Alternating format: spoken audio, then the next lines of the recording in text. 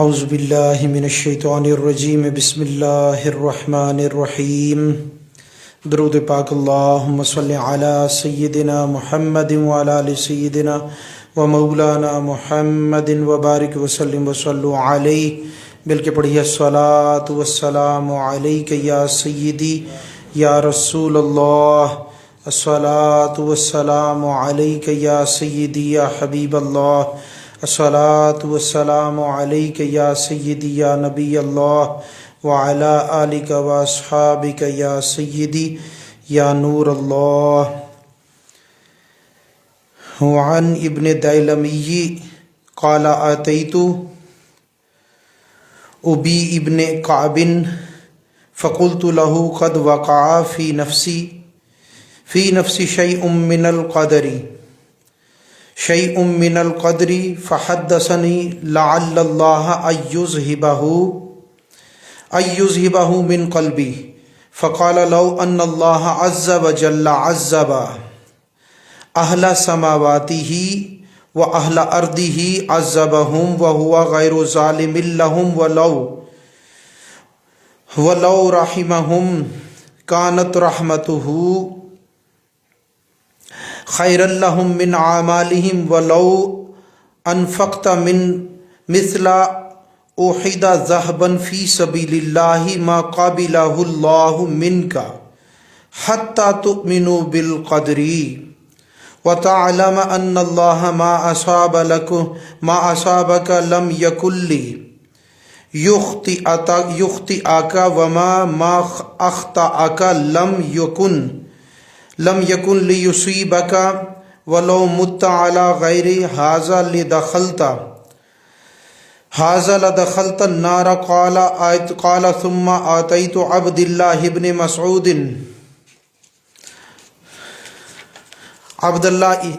مسعود مثل ذلك، قال ثم آتيت حذیفة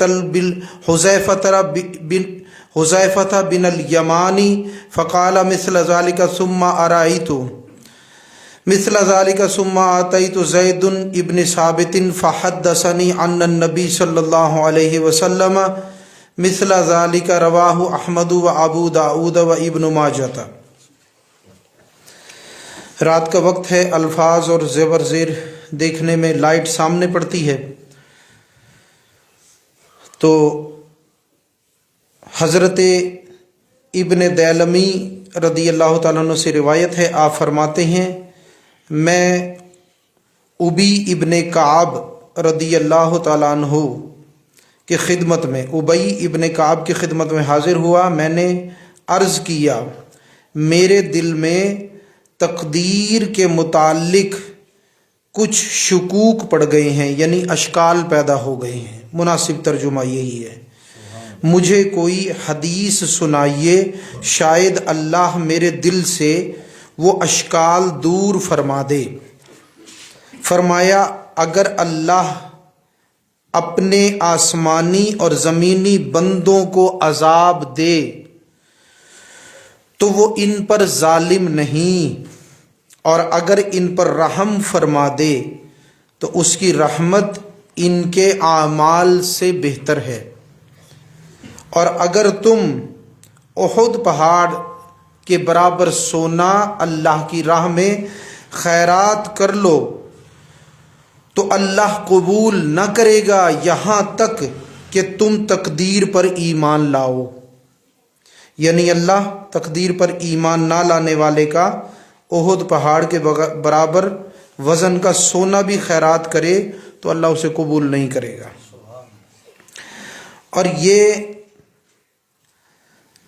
اور یہ جان لو کہ جو کچھ تمہیں پہنچا تم اس سے بچ نہ سکتے تھے، اور جو تمہیں نہیں پہنچا وہ تمہیں پہنچ نہیں سکتا تھا، اور اگر تم اس کے سوا کسی اور عقیدے پر مرے تو دوزخ میں جاؤ گے۔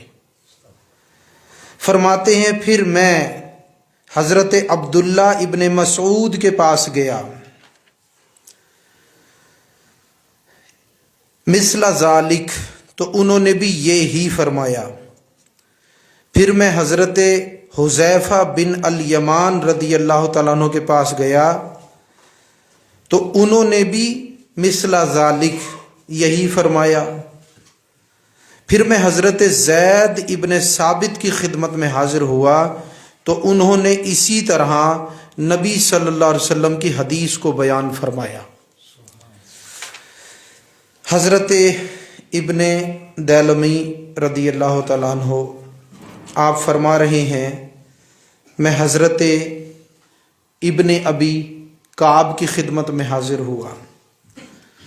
یہ یاد رکھیے کہ ابن ابی کعب کی خدمت میں ان کا حاضر ہونا اس لیے تھا کہ حضرت ابی بن کعب یہ صحابہ میں فقیہ صحابی ہیں، بہت سارے مسائل کو جاننے والے، وہ اصول و عقائد سے متعلق ہوں یا اعمال سے متعلق ہوں۔ تو یہ اس لیے حضرت ابی بن کعب کی خدمت میں حاضر ہوئے اور عرض کیا کہ میرے دل میں تقدیر سے متعلق کچھ اشکال پیدا ہو گئے، یعنی کچھ شکوک و شبہات پیدا ہو گئے ہیں، مجھے کوئی حدیث سنائیے، شاید اللہ ان شکوک و شبہات کو دور کر دے۔ تو یہاں پر اس تحریر کو ابھی یاد رکھیے گا یہاں تک۔ اس سے ایک مسئلہ معلوم ہوا، وہ مسئلہ یہ ہے کہ اگر دل کے اندر کسی مسئلے کے بارے میں وہ اگرچہ ظاہری اعمال سے تعلق رکھتا ہو، وہ اگرچہ ایمانیات سے متعلق مسئلہ ہو، یا وہ اگرچہ کسی روحانی معاملات سے متعلق جو ہے وہ مسئلہ ہو، غرض کے دین سے متعلق، کیونکہ روحانیت بھی دین میں ہی داخل ہے، صوفیاء کرام بھی، اولیاء کرام بھی بزرگان دین ہیں۔ تو اب جو بھی مسئلہ آپ کو کبھی درپیش ہو تو اس میں یہ نہ کیا کریں کہ آپ اپنے طور پر اس کو سمجھنے کی کوشش کریں، کسی علم والے کے پاس نہ جائیں، یا کوئی ایسا معاملہ کر لیں کہ خود ہی اس کا سوال، خود ہی اس کا جواب دل میں دے لیں۔ تو اس طرح سے گمراہی کا خطرہ ہوتا ہے میرے دوستو۔ بہتر اور احسن عمل، بلکہ بعض صورتوں میں نہایت ضروری عمل یہ ہے کہ کسی ایسے کے پاس جائیں جو علم جانتا ہو، جو علم جانتا ہو، جو مسئلہ آپ کو درپیش ہے اسے وہ معلوم ہو۔ اگر آپ کسی ایسے کے پاس چلے جائیں گے کہ جس کو مسئلہ معلوم ہوگا اور وہ آپ کو بتا دے گا تو آپ کے دل سے جو شکوک و شبہات ہیں وہ ختم ہو جائیں گے۔ یاد رکھیں شکوک و شبہات میں بسا اوقات شیطان اپنا ایک ایسا دروازہ کھولتا ہے کہ انسان کو ایک لمحے کا سکون نہیں لینے دیتا۔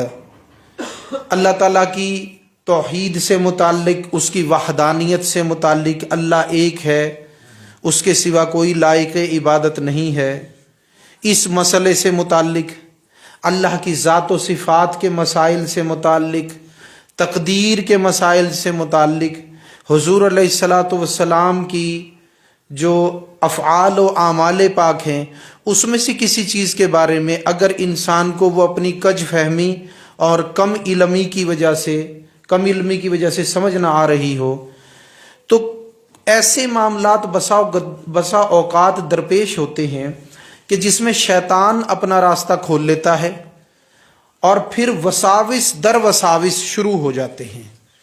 ایک وسوسہ آیا، آپ اس کا جواب نہ دے سکے، اس میں آپ پھنس کر رہ گئے، پھر اسی سے متعلق دوسرا وسوسہ آئے گا اور وہ دوسرا وسوسہ پچھلے کو مضبوط کرے گا اور آپ اس میں مزید پھنسیں گے۔ بہت سارے لوگ بیچارے اپنی کم علمی کی وجہ سے یا دین، جیسے اب مساجد میں علماء کرام اور ائمہ عظام وہ دین کے مسائل وغیرہ سمجھاتے ہیں، یا اولیاء کرام عقائد کے اور نظریات کے اور تصوف و روحانیت کے مسائل بتاتے اور سمجھاتے ہیں، تو ہمارا معاشرہ چونکہ ایک ایسا معاشرہ ہے کہ بہت ساری ہماری اکثریت جو ہے وہ نماز بھی نہیں پڑھتی. وہ لوگ، ان میں سے بہت سارے ایسے لوگ بھی ہیں جو جمعہ کے جمعہ مسجد میں حاضر ہوتے ہیں اور وہ بھی اینڈ ٹائم پر، اور اسی طرح سے بہت ساری کثیر تعداد وہ ہے جو جمعہ کی نماز بھی نہیں پڑھتی. اب مجھے یہ بتائیے کہ نمازیں ہیں نہیں، اللہ والوں کی صحبت و سنگت نہیں، علماء کرام کی باتیں نہیں سنتے، فیس بک پر اگر کوئی حق علماء ہیں تو ہیں کتنے، اور پھر ان کو بھی نہیں سنتے، اور پھر ساری چیزوں سے گزر کر گانوں پر اور فلموں پر اور ڈراموں پر فوکس کرتے ہیں، وہاں جا پہنچتے ہیں. تو مجھے یہ بتائیے پھر وسوسے نہیں آئیں گے تو کیا ہوگا؟ لیکن وسوسوں اور شکوک و شبہات اور اشکال، شکوک و شبہات تو عام لوگوں کو بھی پڑتے ہیں، لیکن اشکال بسا اوقات خاصوں میں بھی پیدا ہو جاتے ہیں. شکوک و شبہات نہیں، یہ ایک الگ چیز ہے، اشکال. تو اس کے لیے کیا کرنا چاہیے؟ جیسے اللہ تبارک و تعالیٰ نے قرآن پاک میں فرمایا ہر علم والے سے اوپر علم والا ہے. تو ہر علم والے سے جو بڑا علم والا ہے نا، چھوٹے علم والے کو اس کی جانب رجوع کرنا پڑے گا. اپنے مسئلے کا حل، وہ مسئلہ جو ہے فقہ کا مسئلہ ہے، یا وہ اصول دین یعنی عقائد کا مسئلہ ہے، یا وہ روحانیت کا مسئلہ، غرض کے جس سے متعلق وہ مسئلہ ہوگا اس کے پاس جانا پڑے گا اور اس مسئلے کو بیان کرنا پڑے گا، تب جا کر کے اس کا حل ممکن ہوگا. اپنے آپ سے ہی سوال اور اپنے آپ سے ہی جواب دے کر کے انسان گمراہی میں جا سکتا ہے. قوی 90% امکان ہے کہ وہ گمراہی میں جا پڑے. تو لہٰذا سب سے پہلی کوشش تو یہ ہونی چاہیے کہ نماز کو 5 وقت قائم کریں. سب سے پہلا کلمے کے بعد سب سے پہلا فرض نماز ہے. سب سے پہلے نماز کو قائم کریں. اسی نماز کی وجہ سے جب جماعت کے ساتھ پڑھنے کے لیے مساجد میں جائیں گے تو وہاں پر نماز پڑھانے والے ائمہ مسائل کو بیان کریں گے، یا جمعہ کے دن خطیب سے، عالم سے آپ بیان سنیں گے تو آپ کے اشکال و وساوس و تذبذب دور ہو جائے گی. اور اسی طرح سے میرے دوستو جو ہے، اگر کوئی مسئلہ روحانیت سے متعلق یا عقائد کی کسی باریکی سے متعلق آ گیا ہے اور وہ جان نہیں چھوڑتا، تو بہت زیادہ باریکیوں میں پڑھنے کی تو ضرورت ہوتی نہیں، آپ کو معلوم ہے. لیکن عموماً ایسے مسائل کہ جو روحانی ہوں یا اصول دین سے یعنی عقائد کے مسائل ہوں، اور علماء میں سے بھی کچھ لوگ اگر مطمئن نہ کر سکیں تو بسا اوقات وہ اطمینان اللہ والوں سے مل جاتا ہے، بشرط یہ کہ وہ صحیح اللہ والے ہوں، صرف صورت کے اللہ والے نہ ہوں، حقیقت میں بھی ایسے بندے نے جو اللہ والا ہونے کا یا رہنما ہونے کا مجاز کیا گیا ہو، اس نے سلوک بھی طے کیا ہو، روحانیت کی باریکیاں بھی جانتا ہو، توحید سے بھی گزرا ہو، اور توحید کا کمال اگر اسے ملا ہو تو مجھے اللہ کی ذات سے امید ہے انشاءاللہ کوئی مسئلہ ایسا نہیں ہوگا جو وہ حل نہ کر سکے. بات آپ کے سمجھ میں آئی؟ تو بس اتنا قدر آپ کو تھوڑا تمیز کرنی ہے، احتیاط کرنا ہے کہ روحانیت کے مسائل کو لے کر علماء کے پاس نہ جائیں، اور فقہ کے مسائل لے کر کسی سیدھے سادے اللہ والے کے پاس نہ جائیں، ورنہ یہ سوائے امتحان کے اور آپ ان کو آزما رہے ہیں، اس کے علاوہ ہم کچھ نہیں کہہ سکتے. دیکھیں، آپ کو اگر کپڑے کی ضرورت ہوتی ہے تو کبھی آپ کریانے کی دکان پہ تو نہیں جاتے، یا آپ کو کبھی چینی کی ضرورت ہوتی ہے. یہ آپ کے لیول کی میں مثال دے رہا ہوں تاکہ آپ سب کو سمجھ میں آ جائے، اور تھوڑا آگے بھی آ جائیں تاکہ بعد میں آنے والوں کو تکلیف نہ ہو. تھوڑا آگے آ جائیں درود پاک پڑھتے ہوئے اللہم صلی اللہ علیہ وسلم سیدنا. تو جیسے چینی لینے کے لیے آپ کپڑے کی دکان پر نہیں جاتے، اور کپڑا لینے کے لیے آپ سبزی کی دکان پر نہیں جاتے، اور سبزی لینے کے لیے میرے دوستو جو ہے وہ آپ دیگر کسی غیر متعلقہ دکان پر نہیں جاتے، آپ اسی دکان پر جاتے ہیں جہاں پر وہ چیز دستیاب ہوتی ہے. تو بالکل اسی طرح ہی فقہ کے جو مسائل ہیں وہ مسائل آپ علماء سے پوچھیں گے، اور عقائد کے ابتدائی مسائل بھی انہی سے پوچھیں گے، لیکن عقائد کے جو انتہائی مسائل ہیں وہ مسائل، اور اس کے علاوہ روحانیت کے مسائل، اس کے علاوہ شیطان کس طرح سے وسوسے ڈالتا ہے، ان وساوس کا حل کیا ہے، یعنی خالص روحانیت کے بھی مسائل، سلوک طے کر رہے ہیں تو اس کے بھی مسائل، ان کو آپ اولیاء کرام سے عرض کریں، اللہ والوں کی خدمت میں عرض کریں، انشاءاللہ اس کا تسلی بخش وہ جواب دیں گے۔ اب بسا اوقات لوگ بیعت کے مسائل پوچھنے کے لیے علماء کے پاس چلے جاتے ہیں، بیعت کے مسائل پوچھنے کے لیے علماء کے پاس چلے جاتے ہیں، روحانیت کے مسائل پوچھنے کے لیے علماء کے پاس چلے جاتے ہیں، ذکر قلبی کے مسائل پوچھنے کے لیے علماء کے پاس چلے جاتے ہیں، اور فقہ کے مسائل پوچھنے کے لیے اللہ والوں کے پاس آ جاتے ہیں۔ گو کہ اللہ والے بھی اتنا علم رکھتے ہیں کہ جو فرائض علوم کا علم ہے ان مسائل کو جانتے ہیں، لیکن بہت سارے اللہ والوں پہ یہ کرم نوازی بھی ہوتی ہے کہ وہ مفتی بھی ہوتے ہیں، بعض قاضی ہوتے ہیں، بعض جو ہیں مسائل میں بڑی گرفت رکھتے ہیں، لیکن یہ یاد رکھیں کہ جو مسئلہ جس علم والے سے متعلق ہو اسی متعلقہ علم والے کے پاس جایا جائے تاکہ اس مسئلے کا حل ہو جائے۔ اب آپ طریقت کے مسائل لے کر اگر علماء کے پاس جائیں گے، بیعت جو ہے وہ کس صورت میں توڑنا صحیح ہے، نہیں ہے، حرام ہے، جائز ہے، ناجائز ہے، کیا ہے، تو وہاں سے آپ کو یہ جواب نہیں ملیں گے۔ آپ وہاں سے پوچھیں گے جی ذکر قلبی، اس میں فلاں کیفیت ہو تو میں کیا کروں، ذکر قلبی اگر جو ہے مجھے ابھی وہ جاری ہوا ہے یا نہیں ہوا، میری کیفیت یہ ہے، تو وہ آپ کو کیا بتائیں گے، وہ تو آپ کو نہیں بتا سکتے۔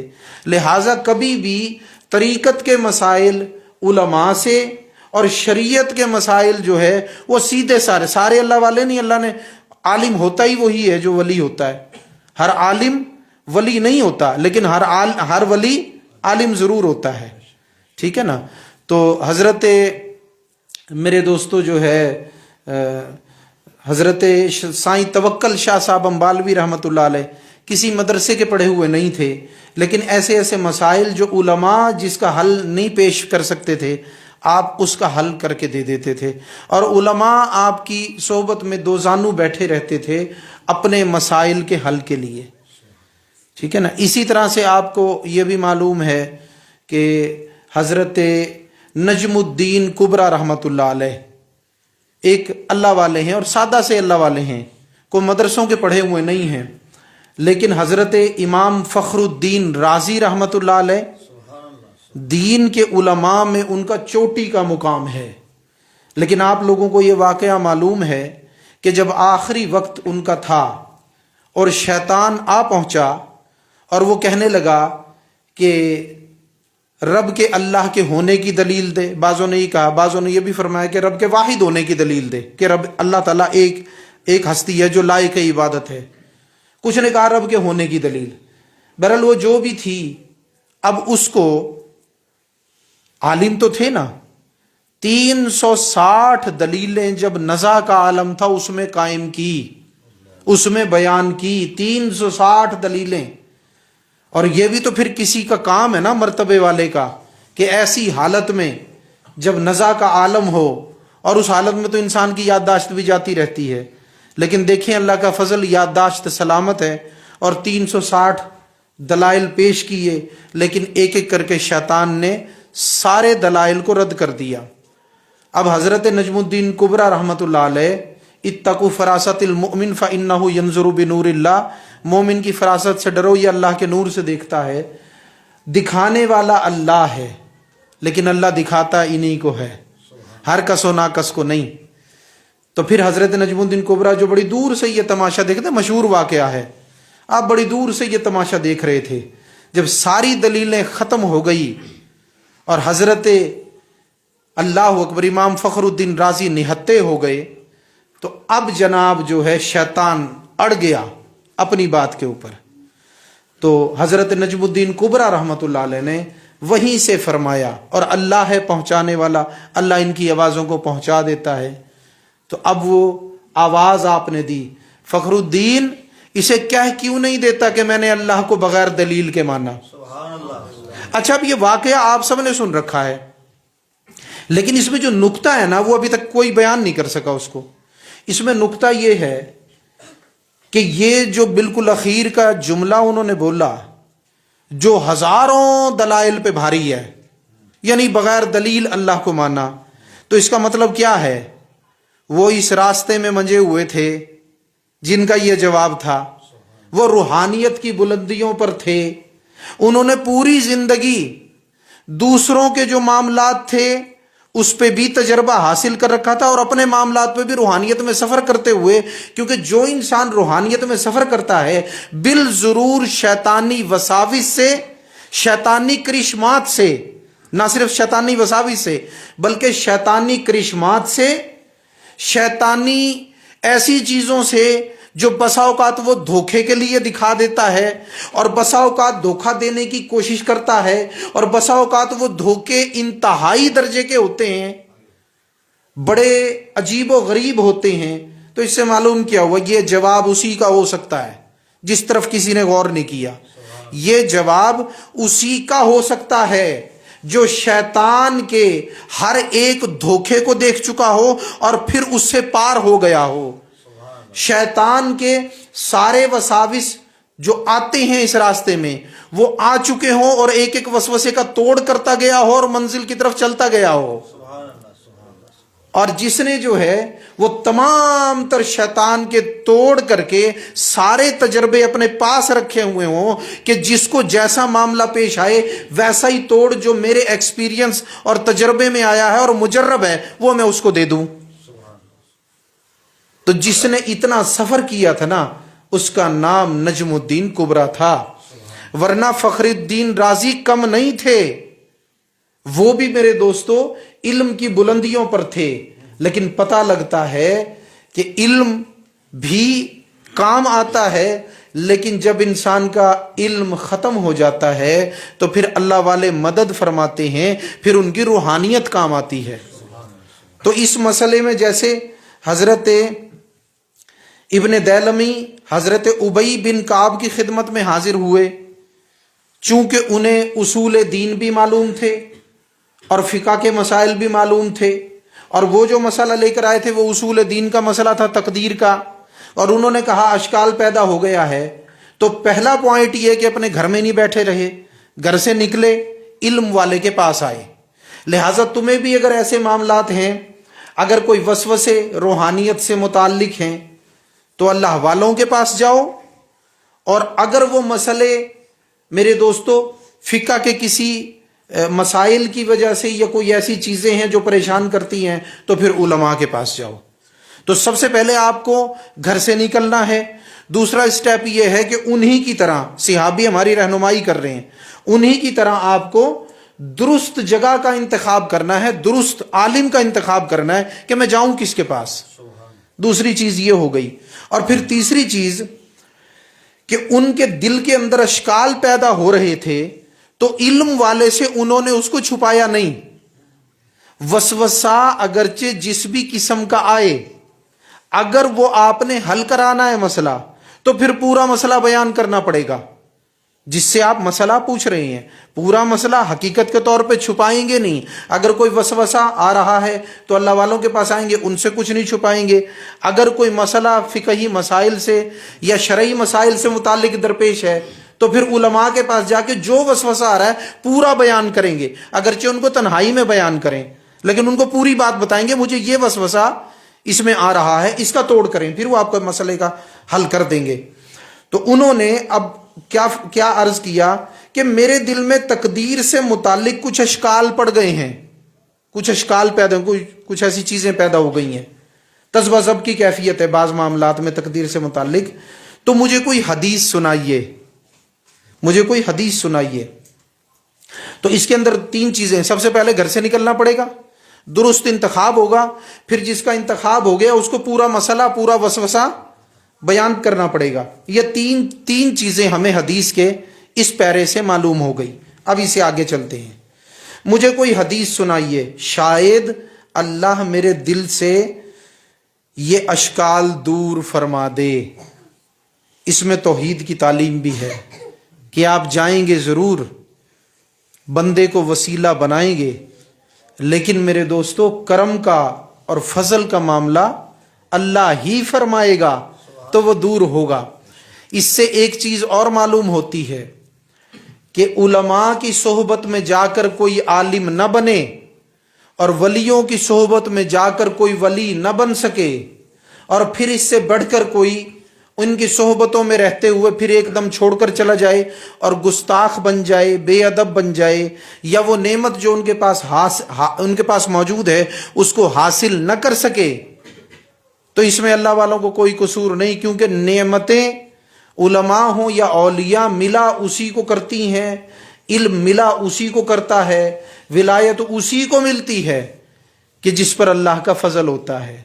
मालूम हुआ कि अगर कोई सोहबत व संगत में जाकर भी महरूम है तो असलन वो फजल इलाही से महरूम था, तब सोहबत व संगत ने उसे फायदा ना दिया।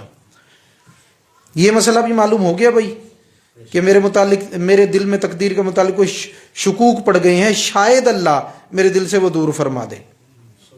अब इससे आगे आ जाइए।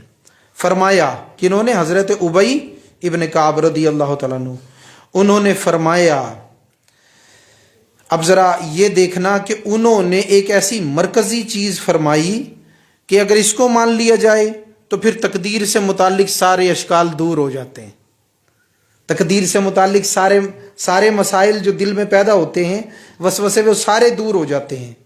इंतहा दर्जे की बात फरमाई। फरमाया अगर अल्लाह तबारक व तआला अपने आसमानी और जमीनी बंदों को अजाब दे तो वो इन पर जालिम नहीं। अभी मैं आपको समझाऊंगा इस बात को।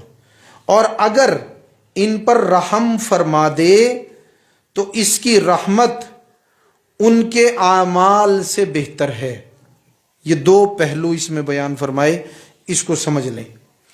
सबसे पहली बात, अल्लाह अगर अपने आसमानी और ज़मीनी बंदों को अजाब दे, बंदा वो होता है जो इबादत करता है और फरिश्ते अल्लाह की इबादत करते हैं, लिहाजा इस रुख से फरिश्ते भी अल्लाह के अब्द हैं, बंदे हैं, क्योंकि इबादत करते हैं। तो लिहाजा फरमाया ज़मीनी आसमानी बंदे, ज़मीन में फरिश्ते बंदे हैं, और इस आसमान में फरिश्ते बंदे हैं उसके, और इस ज़मीन में इंसान उसके बंदे हैं, और जिन्नात भी उसके बंदे हैं, क्योंकि जिन्नो इंस पर इबादत लाजिम है। तो अब फरमाया कि अगर वो इन बंदों को जो ज़मीन और आसमान में उसके बंदे हैं उन पर उनको अजाब दे तो वो जालिम नहीं। बात आपके समझ में आई? इसको ज़रा खोल के समझा दूं। सबसे पहले देखें जुल्म क्या होता है। जुल्म होता है किसी गैर की मलकियत में तसर्रुफ करना। आसान लफ्ज़ों में, किसी गैर का माल था, आप उसे हथिया लेते हैं या उसमें कुछ ना कुछ गड़बड़ करते हैं तो अब यह जुल्म है, ठीक है ना। किसी का मोटरसाइकिल खड़ा था किसी और का, आपने उसकी लाइट तोड़ दी, इसको क्या कहेंगे? जुल्म। किसी और की बकरी थी, आपने उसे ज़िबा कर दिया, क्या है? जुल्म। किसी और की दुकान थी, आपने उस पर कब्जा कर लिया, क्या है? जुल्म। अब याद रखिए कि जमीन में नबातातो, जमादातो, हैवानात और अशरफुल मखलूकात इंसान, सब के सब किसकी मलकियत है? मलकियत अल्लाह की है ना भाई। इस तमाम जहान और हर दो आलम किसकी मलकियत है? अल्लाह की। पैदा किए अल्लाह ने, मलकियत है अल्लाह की। तो अल्लाह अगर अपनी चीज में तसर्रुफ फरमाए तो जुल्म नहीं, क्योंकि गैर की चीज तो नहीं है ना। अब देखें, अब पूरी कर दूं मिसाल को।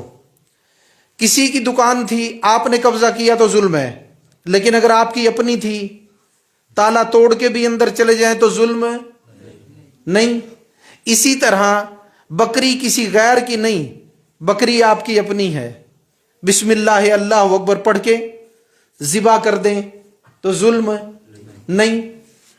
इसी तरह से मेरे दोस्तों, खेत आपका अपना है, तैयार खेत में आप हल मार दें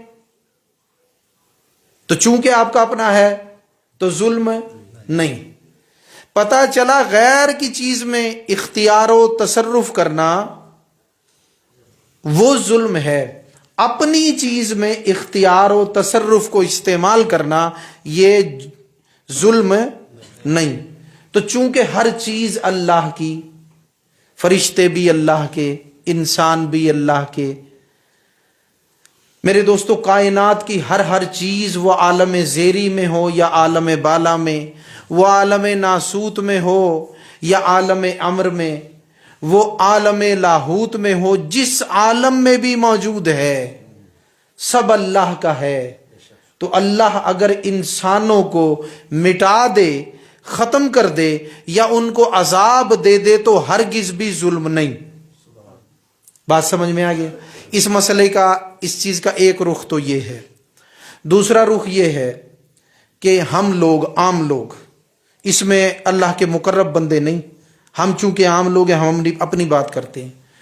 ہم لوگوں کے اعمال اور اس کی دی گئی نعمتوں کی ناشکری نہیں معلوم ہوتا کہ ان دونوں ظلم کے پلڑوں میں سے ہم ظالموں کا کون سا پلڑا بھاری ہے، ہم ظالموں کا کون سا پلڑا بھاری ہے پتہ نہیں۔ تو ہمارے اعمال زیادہ برے ہیں یا یہ زیادہ، ہم اس میں زیادہ برے ہیں کہ ہم ناشکرے ہیں، نہیں پتہ لگتا۔ ہمارے تو دونوں پلڑے ہی بھاری ہیں میرے دوستو، ٹھیک ہے نا؟ نہیں معلوم ہمارے برے اعمال کا پلڑا زیادہ بھاری ہے یا ناشکری کا پلڑا۔ اگر صرف اسی چیز کو لے لو تو اللہ جتنا بھی عذاب دے دے تو ظلم نہیں، اس کے بندے ہیں، اس کی مخلوق ہیں، اگر وہ عذاب دے دے تو ظلم نہیں، ٹھیک ہے نا؟ اور دوسری چیز یہ ہے، جو بیسک چیز ہے نا، وہ بتانے کے بعد میں ذکر کروں گا آپ کو، ٹھیک ہے؟ یہ بات سمجھ میں آ گئی؟ دوسرا پوائنٹ بھی سمجھ لو۔ اور اگر وہ رحم فرما دے تو اس کی رحمت ان کے اعمال سے بہتر ہے۔ اب اس بات پہ آ جاؤ، دیکھیں نا، دونوں مسئلے کے رخ بیان ہو گئے، ایک رخ بھی سمجھ میں آئے تو دوسرا خود بخود سمجھ میں آ جاتا ہے کہ اگر اللہ تعالی ہم پر رحم فرما دے، اگر رحم فرما دے، کام بن نہ گیا؟ پھر تو کام بن گیا، پھر تو جنت کے درجات بھی وہ اپنی رحمت سے دے تو کتنے ہوں گے؟ اگر اپنے اعمال سے ملے تو کتنے ہوں گے؟ اپنے اعمال سے ملیں تو وہ کتنے ہوں گے؟ بھئی یوں کر رہے ہیں نا، بھئی جنت اعمال کے ذریعے اور جنت اس کی رحمت کے ذریعے، تو بلا شک و شبہ وہ جو اعمال کے بدلے ملنا تھا نا، اللہ کی رحمت اس سے بہتر درجوں پر پہنچا دیتی ہے، لہٰذا اللہ کی رحمت ان کے اعمال سے بہتر ہے، ٹھیک ہے نا جی؟ تو وہ عذاب دے تو ظالم نہیں، بات سمجھ میں آ گئی؟ اور اگر رحمت فرمائے تو اسے کوئی روکنے والا نہیں، اس کی رحمت ہمارے اعمال سے بہتر ہے، ٹھیک ہو گیا جی؟ اب یہاں تک اس کو سمجھ لو، انہی دو چیزوں کو یہ یاد رکھنا کہ اللہ تبارک و تعالی بلا وجہ کے کسی کو عذاب نہیں دیتا، ٹھیک ہے نا؟ اور میرے دوستو ہاں، اپنی رحمت کے ذریعے ضرور جنت میں داخل کر دیتا ہے بغیر عمل والوں کو بھی، ٹھیک ہے نا؟ تو چونکہ وہ بغیر وجہ کے عذاب نہیں دیتا، تو پھر یہاں پر یہ سوال پیدا ہو سکتا ہے، کوئی کہے کہ وہ تو جی بغیر وجہ کے بھی عذاب دے دے گا، تو یہاں پر بات دے دے گا کی نہیں ہے، یہاں پہ دو ایسے پوائنٹ فرمائے ہیں، اور بھی آگے آئیں گے، لیکن ابھی دو جو میں نے بیان کیے ہیں کہ جن کو یوں سمجھ لو فرض کیا گیا ہے۔ کیسے؟ جیسے فرضی مثال نہیں دے دیتے، یہ فرضی مثال دی گئی ہے، ٹھیک ہے نا؟ اب یہ بات جب میں نے بتا دیا نا فرضی مثال ہے، تو ان لوگوں کا راستہ رک گیا جو کہتے ہیں اللہ جس کو چاہے عذاب دے دے، سمجھ تو گئے ہوں گے، تو بناؤذ باللہ، ٹھیک ہے نا جی؟ اس میں وہ انبیاء کرام سے متعلق بھی یہ باتیں کر جاتے ہیں۔ ایسی توحیدیں خارجی توحیدیں ہو سکتی ہیں، اسلام کی توحید نہیں ہو سکتی، بات آپ کے سمجھ میں آ رہی ہے؟ تو وہ انبیاء کے بارے میں بھی اس قسم کی باتیں، صحابہ کے بارے میں بھی نعوذ باللہ اس قسم کی باتیں، اہل بیت عظام کے بارے میں بھی اس قسم کی باتیں۔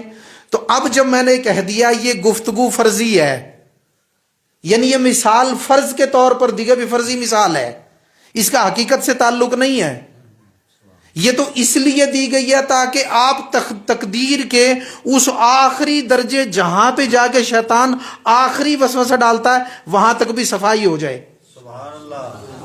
یہ اس لیے حدیث میں بیان کیا گیا. ایسی انتہائی بات جس کو مثال فرضی بنا کر حدیث میں پیش کیا گیا ہے کہ تقدیر کے معاملے میں بالکل آخری وسوسہ جہاں پہ جا کے آ جائے نا تو ایسی آخری بات کر دی وہ سارے وسوسوں کو ختم کر دے, سارے وسوسوں کی جڑ کٹ جائے. ان وسوسوں کی تو جڑ کٹی. اور یہ جب آپ کو بتا دیا کہ یہ مثال فرضی ہے تو انبیاء پہ بھی نعوذ باللہ جو ہے زبان درازیاں کرنے والوں کی ساتھ زبانیں بھی کٹی, وسوسہ بھی کٹا.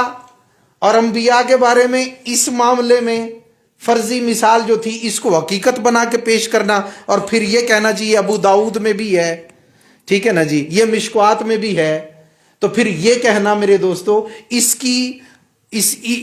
مثال کو دینے کے لیے اب ان کی زبانیں بھی کٹ گئی. اب وہ انبیاء کے لیے یہ مثال پیش نہیں کر سکتے کیونکہ مثال فرضی ہے. ٹھیک ہو گیا جی. یہ اب آپ کو دو چیزیں سمجھ میں آ گئی بھائی. تو یہ اس لیے بیان کی حضرت ابن دیلمی کو حضرت ابی بن کعب نے اس لیے بیان کی تاکہ کل کو کوئی وسوسہ آئے ہی نہ. اللہ اگر عذاب دے تو بندوں کو عذاب دے تو وہ پھر بھی ظالم نہیں, اور اگر وہ رحمت کر دے تو اس کی رحمت ان کے اعمال سے بہتر ہے. یہ دو انتہائی درجے کی یعنی آخری باتیں. راستے میں آئیں گے سارے وسوسے, جب یہ آخری بات آ گئی نا ساروں کو یوں کاٹتی جائے گی, ختم کر دے گی سب وصاف اس کو. یہ دو پوائنٹ جو ہیں. اس سے آگے پھر حدیث کا اگلا جز سنو تقدیر کے بارے میں کہ اگر جو ایمان نہیں لاتا تو اس کا معاملہ کیا ہے.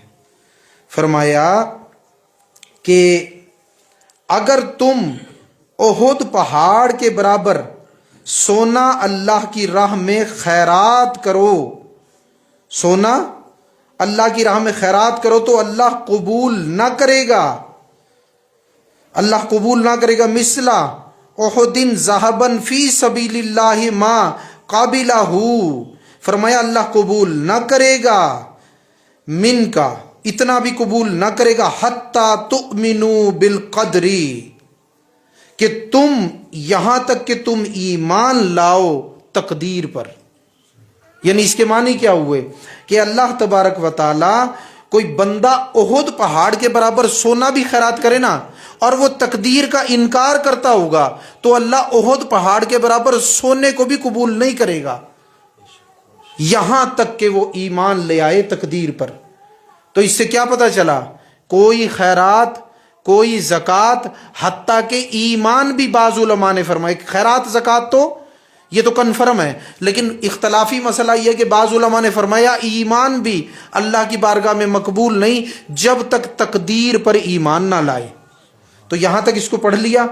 اگلی مرتبہ تھوڑا سا اور ان کو دہرائیں گے اور بہت سارے اور پوائنٹ بھی ہیں انشاءاللہ, ان چیزوں پر بھی نکات پر گفتگو ہوگی. اللہ تبارک و تعالیٰ سے دعا ہے کہ احادیث پاک کو سمجھنے اور کما حقہ ہو اس پر عمل کرنے کی توفیق عطا فرمائے. وما علینا الا البلاغ المبین.